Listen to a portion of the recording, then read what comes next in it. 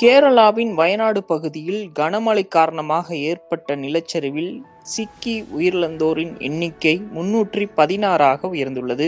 மேலும் 1500க்கும் மேற்பட்டோர் மீட்கப்பட்டுள்ளனர். மேலும் 240 பேரின் நிலைமை என்னவென்றே தெரியாமல் உறவினர்கள் தேடி வருகின்றனர்.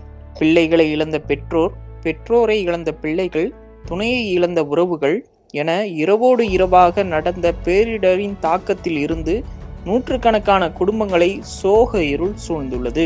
இந்த மிக துயரமான நேரத்தில் பெற்றோரை இழந்து தவிக்கும் 2 குழந்தைகளுக்கு பெண் ஒருவர் தாய்ப்பால் கொடுத்து பசியாற்றி வரும் நிகழ்வு அனைவரின் கவனத்தை ஈர்த்துள்ளது.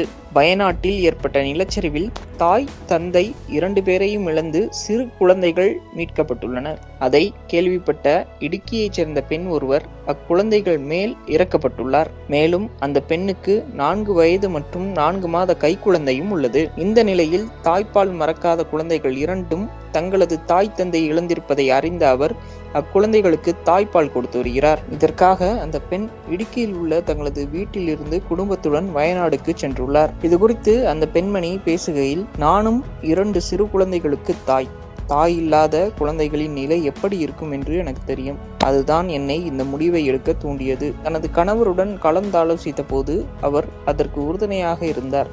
பெற்றோர் இருவரையும் இழந்த குழந்தைகளை பற்றிய செய்தியை கேட்டதும் அக்குழந்தைகளுக்கு உதவ வேண்டும் என்று தனது கணவர் கூறியதால் இந்த முடிவு எடுத்ததாக அந்த பெண்மணி கூறியுள்ளார். தற்போது இந்த செய்தி இணையத்தில் வைரலாகி வருகிறது.